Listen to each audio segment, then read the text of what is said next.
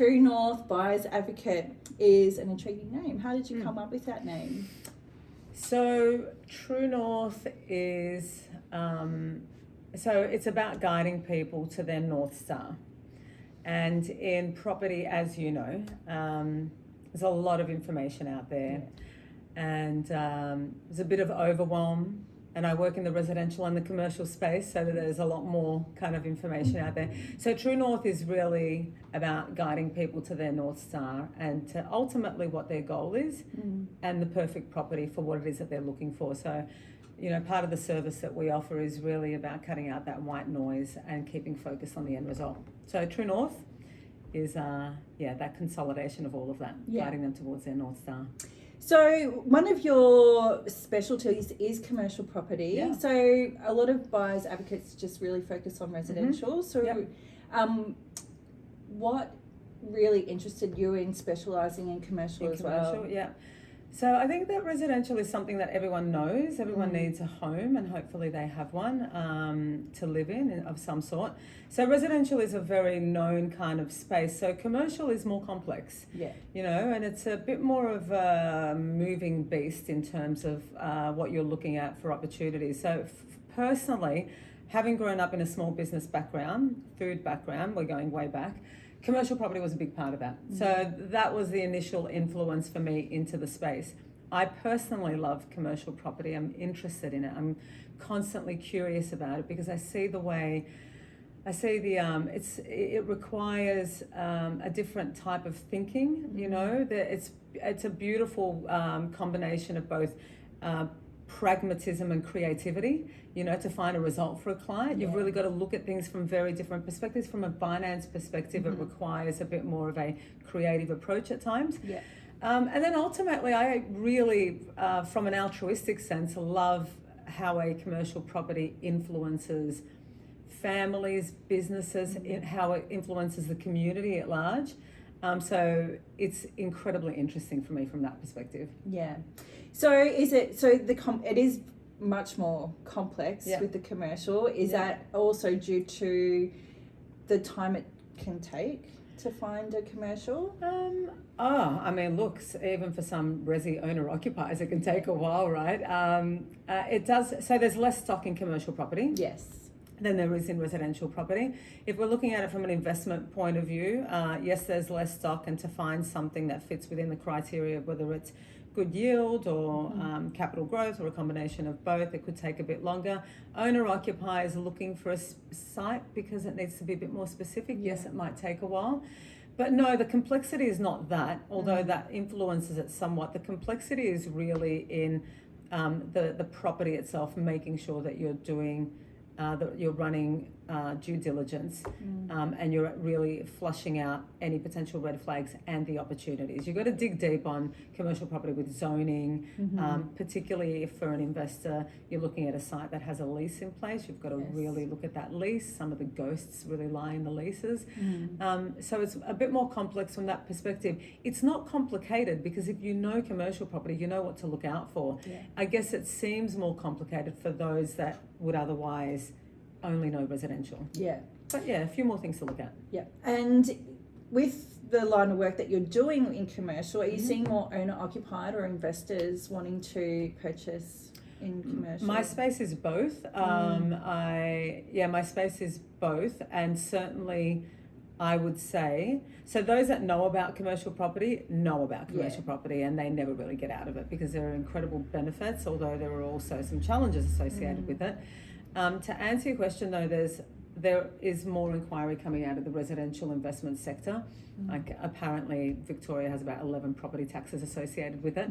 So when it comes to resi investment, those that are looking at purchasing now might find it a little bit difficult to get resi investment that yields a really good rental and capital growth and then maintenance and all those things associated with it. So it's a little bit, it might be in the too hard basket in terms of residential for a few folk. So there's inquiry of people pulling out of residential and looking at exploring commercial. And certainly those that are already in the commercial space wanting more of it. It's definitely another opportunity. And I'm even hearing from first home buyers Yeah. of, let's look at commercial for their first investment. Yeah. So there's definitely more consideration around commercial at the moment. For sure. And it's not for everyone. And it does require a different entry level. But I would always encourage people to explore the opportunities, get the information, don't shy away from commercial property, because once you're in it and you get it, you'll understand the benefits. Yeah, especially if it's for an investment. Tenants pay all the outgoings. Tenants pay the outgoings. If the lease is set up properly, you've got a tenant, and hopefully it's a good tenant that is there on average 5 to 8 years. You don't have to worry about every 12 months looking for someone. Yes. And less maintenance. Yeah. No phone calls from your property manager about changing the toilet roll holder and the shower screens for the resi property. Tenant looks after most of it. Yeah, we're definitely seeing more inquiry as well. Yeah, for sure. From first home buyers, maybe thinking about investing later, and some of my long-term clients that have only invested in residential, now talking about what does commercial look like. And the benefits. And it's great to get the conversations going from now for anyone that's curious, because it may take a while to set yourself up to successfully purchase commercial property, from everything from setting up the right entity, finance bracket, finding the right site. If you're curious, that's what I would recommend highly. Start exploring what that looks like. Have the conversations, join the groups, reach out to us. And you mentioned stock is low. So on average, it's probably 6 weeks for a residential property. How long is it for a commercial? So it's rather than stock is low, it's less than residential. So you've got a lot of houses out there. You just have to look at how many houses there are versus commercial properties. So you're already dealing with less stock levels. I'll look. It depends. If someone it depends on the position it depends on the position of the client. Like if they're happy to say, look, I've got 1 million to spend. I don't mind where it is in Australia, what the asset type is. I simply need for it to do this and this. It's getting a tighter market because a lot more people are cluing into commercial, and therefore the window's closing on those really good opportunities. I would say put aside about 2 to 3 months. More like 6 weeks, but I would always go conservative, say 2 to 3 months. And for owner-occupiers, it's completely different, because with owner-occupiers, you don't necessarily, they know the areas that they need, but then that also is a challenge in itself, because there's even less stock available in those areas, and you've got to find the criteria that is just right for that particular business to grow as a business, and for that asset type to perform really well in the future. And does the stock variances differ between industrial and like retail offices? I mean, there's 2 ways to answer that. So from an owner-occupier perspective, it gets, like I've got a particular client, we're looking at southeastern suburbs of Melbourne, they've got a particular requirement for their warehouse, and my goodness, that's a challenge, because it's also, the tightest held suburb in Australia. From an investor perspective, there are a lot of warehouses being built, also as a result of the fact that building costs are high. So a lot of the developers are opting out of resi and looking at putting a few walls up, cold shell for warehouses, and that's a lot more cost effective for them. There are a lot more opportunities for warehouses to get into as an investor, but that applies nationwide. And I would also say that for anyone looking at doing that, make sure that you're buying into areas that are performing well today, but that won't suffer from a proliferation of warehouses in a particular area in the future, and therefore demand and supply will be a little bit tricky for you. So there's more stock available, but you've just got to, that's where your DD comes in. I've seen a few warehouses as well being converted into offices and office spaces. So Coburg, Camberfield, yes, exactly, popped up. So according to what the zoning is, I mean, there's great opportunities in commercial. Like a retail space can be used as depending on the versatility in the zoning, can be used as a cafe, or it can be used as a yoga studio, or it could, there's so many different applications. And you're right, with warehouses, you can have a mezzanine in there, and you can cut it up into office spaces, and you can look at the lettable area that you can develop. It's kind of on trend at the moment. I think that's why, I always say that business owners make great investors in commercial property as well, because there is an element of looking at your site as a business and what can you do with this particular site? Like, how can you make it work for yourself? Yeah. There's a certain amount of, I guess, creativity involved in that and pragmatism, but yeah, there's a lot more of it. Yeah, I think it's really great that you've turned one of your passions into a niche of your business. So yeah, well, I mean, it's certainly working with business owners, and we've been involved with local council stuff as well. It's something that I love that space very much. So to look for an opportunity where you can set your business owner up for success for their business today and something that's going to add security to them down the track in terms of an asset is great. Yeah. And then there's opportunities out there for investors too.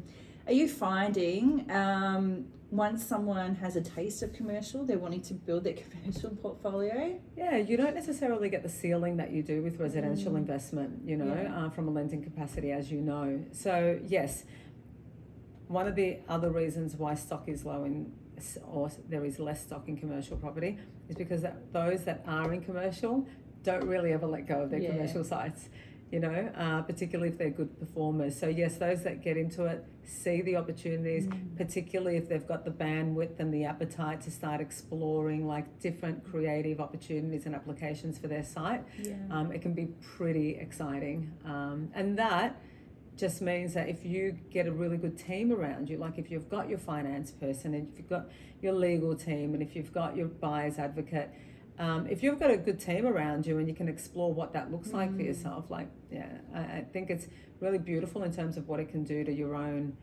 portfolio, but also the contribution to the community. Yeah. When we were looking for a commercial space, it's about the time as well. Like you're running a business, you are building your business, and you want to find a property. Yeah.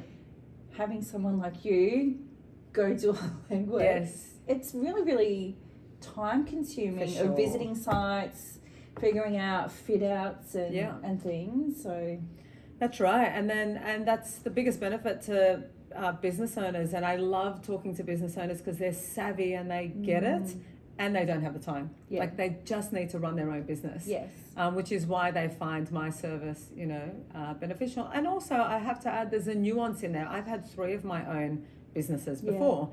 And there's a nuance in also understanding it's not just about the site and is it a good site for the future. There is a nuance in understanding if a particular business is going to work in a particular area, in a particular site. Like you've really got to look at it from a business advisory perspective as well to understand that it's going to work for them. Yeah. And that's part of the fun. Yeah. And how do you stay informed about the latest trends and developments that are happening, whether it's Victoria or Australia? Nationwide? Yeah. So I have a network that I tap into.